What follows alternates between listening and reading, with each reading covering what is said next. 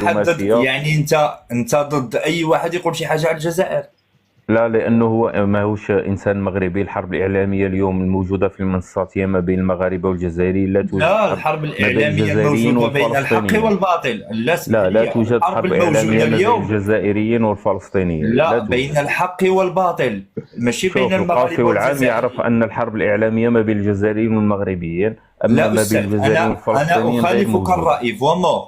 أنا أخالفك الرأي. أنا لا أنا شوف، أنا باعتباري أنا والملكة أصحاب اللايف، انا نرفض أنا ماشي ضد الجزائريين. انني نحن نشارك في ضد ترويج نحن فكره ضد انه كاين نحن حرب ما بين يا أخي الجزائريين بالله والفلسطينيين في عليك، يا أخي المنصه. بالله عليك، بالله ارفض عليك. الاخ الياس، هذه أنا هي. ومشكور أنا على المساحه والملكة الاخ، تفضل. نقول، أنا والملكة نقول نحن مع الحق وضد الباطل فقط.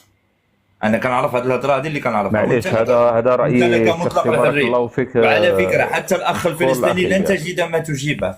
وعليكم السلام. تفضل معليش، تفضل ابو امير. اكيد راح يغلبني، تفضل. وانا نرفض انني نروج لهذه الفكره انه كاين يعني مشكل ما بين الجزائريين والفلسطينيين. نرفضها، عرفتها من المره الماضيه. يعني كما صدقني، تقولوا انتم صدقني بعد صدقني نخدعت بعد ولكن اتفاقكم هذه مع المره ايطاليا غدا كل الفلسطينيين سيعرفون حقيقتكم انكم مع فلسطين ظالمه ومظلومه. ان شاء وصل. الله، تفضل ابو ان شاء امير، الله. تفضل. مشكور ابو الاخ امير، الياس، مشكور الاخت الملكه، مع السلامه. وتحياتي لكل الاخوه اللي كانوا يسمعوا مع فينا. والسلام السلامة، عليكم. مع السلامة. تفضل أبو أميرة، تفضل حبيبي، تفضل. والله بس عندي نصيحة قبل لا ينزل، انه بس عارف. يتفرج على حاله بالمراية، انه وقف امام المراية هيك واستمع لماذا تقول. صار لي ساعتين باللايف غير معلش ولا فهمت شيء، قسما بالله حياة عيوني ما فهمت ولا كلمة. اذا انتم فهمتوا فهموني. اول شيء، إيه. الفلسطيني بيعرف حقيقتكم. والله لو كان اخر يوم في حياتي اللي اخلي الشجر والبشر والحجر يعرف حقيقة الدولة او الحظيرة الجزائرية.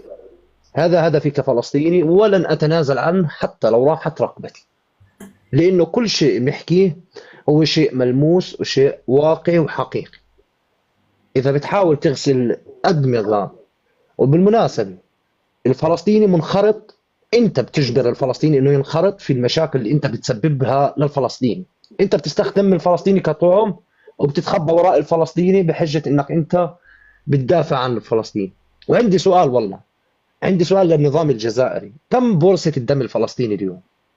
يعني بالله عليك، نفس هيك عمي تبون يطلع ويتكلم في سوق البورصة، مو بورصة الذهب، لا لا لا، بدنا بورصة الدم الفلسطيني. كم تساوي؟ كم الرقم اليوم؟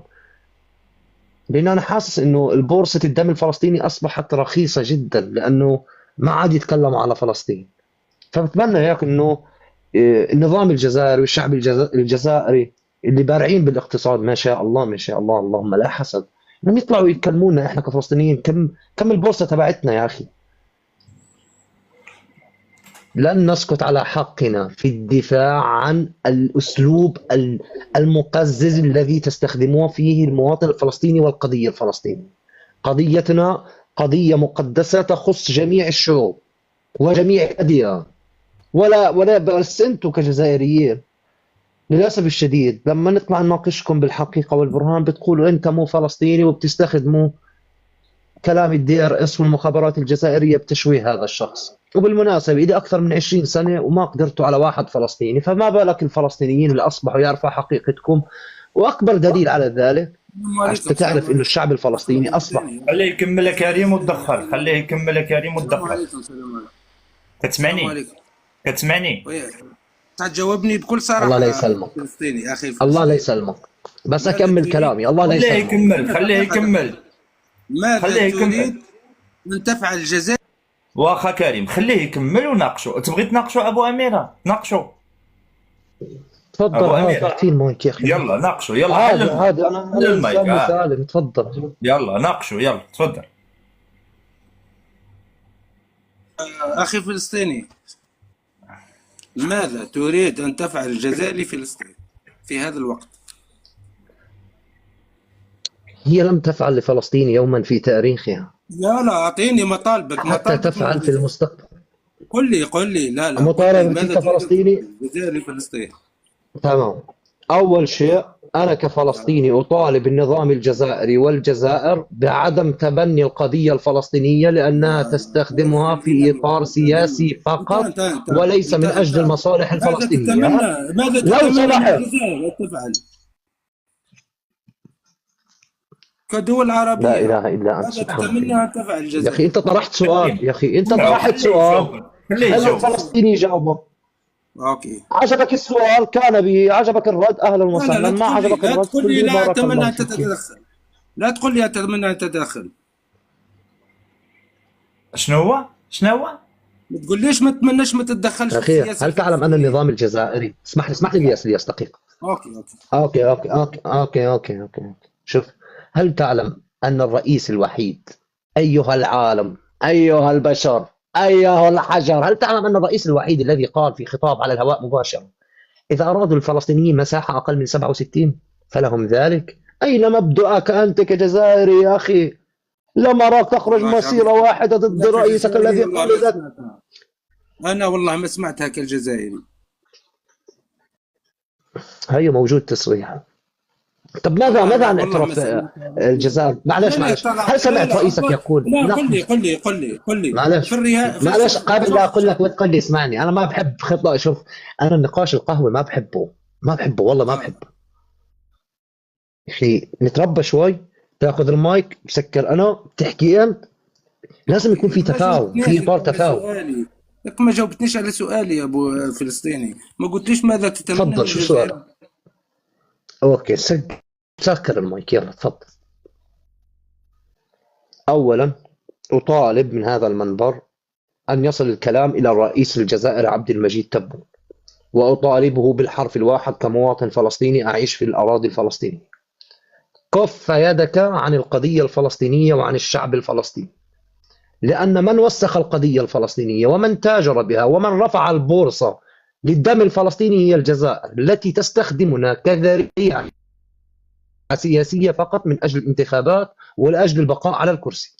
لم تقدم الجزائر أي مساعدة إنسانية ولا غير إنسانية للفلسطينيين. حتى أنا كمواطن فلسطيني وأتحدى أن يثبت الجزائريون العكس وأن يسألوا أنفسهم هذا السؤال: لماذا لا يسمح للفرنسي دخول الأراضي الجزائرية رغم أن الفرنسي قتلنا، ولا يسمح لهذا المواطن الفلسطيني المكلوم الذي يتعرض للحروب دخول الأراضي الجزائرية؟ الشيء الثاني. الشيء الثالث، يجب على النظام الجزائري أن يعتذر للشعب الفلسطيني عندما روج لجمهورية سادسة تحمل علم البوليساريو وشبه القضية الفلسطينية المقدسية بقضية لم تتكون من على مدار 50 عام. هذه مطالبي كفلسطيني. أنا بدي النظام الجزائري يعتذر للطفل الفلسطيني. اسمح لي، أنا بدي أنا راح أضل ورا النظام الجزائري. أنا واحد لو بتطير رقبتي أنا كفلسطيني، تريد الجزائر لو بتطير رقبتي والدول العربية كامل مطبعة مع إسرائيل يا أخي. بقلع فمك. أوكي نتكلم عن التطبيع. أنا شوف كاينة دولة غير مطبعة، قل الحمد لله. أنت تطلع في مطالب غير شرعية. لحظة وماذا عن اعتراف الجزائر بحدود؟ معلش أنا شخص أهبل، أنا شخص حمار. شوف أنا شخص حمار وجاهل. شوف جاوبني بس على هذا السؤال: ماذا عن الاعتراف الجزائر بحدود 67؟ من هي الدولة الأولى الفلسطينية نحن معها ظالمة أو مظلومة؟ أوكي أنا فهمت، حاليا بطلت حمار. ماذا عن الدولة الثانية يا محترم؟ ما يقدرش يجاوب، اقسم بالله ما عنده وجه. لا ولكن هبطوا جوج دقه واحده، ما فهمت شنو هادشي هذا. عنده يكون شي سينيال ولا شي حاجه. تابع. السلام عليكم. ما بيقدروش يجاوبوا يا اخي. عليكم السلام. شوف جزائري هشام، جزائري. هذا ما راح عندي غير واحد سؤال ونهبط وتتبغي تجاوبني عليه وجاوبني عليه الا كان ممكن. قول لي يا حبيبي. انا كانت كتبان ليا باللي ترامب ملي طلب من الناتو انه يعاونوا في ديك الحرب على ايران والناتو ما بغاش، انا كنظن باللي كون هددهم بالانسحاب من الناتو كان غيشكل عليهم خطر من جهه روسيا اللي باغت تهجم عليهم وكتحاربهم، وكانوا غادي يعاونوه في هذه الحرب وكانت غتنتهي الحرب. انا هذه عندي كنظريه. من بعد الا كان ممكن ما تنسانيش وتقدر تجاوبني على هذا. عاود لي نسمعك. انا عندي نظريه انا اللي كنعرف ان ترامب طلب من حلف الناتو انهم يعاونوه في الحرب على ايران والناطو رفض، قالوا ليه باللي هذه ماشي الحرب ديالنا ياك. وصافي، وما بقاش هضر معاهم على هذه القضيه. انا كنظن كون هددهم بانه غينسحب من حلف الناتو ويخليهم غير هما بوحدهم في ذاك الحلف، مع العلم ان روسيا تقدر تدخل عليهم في اي لحظه. شوف، بعد اول حاجه 20 دوله من اوروبا ردت الخبر على الامريكان انها معها.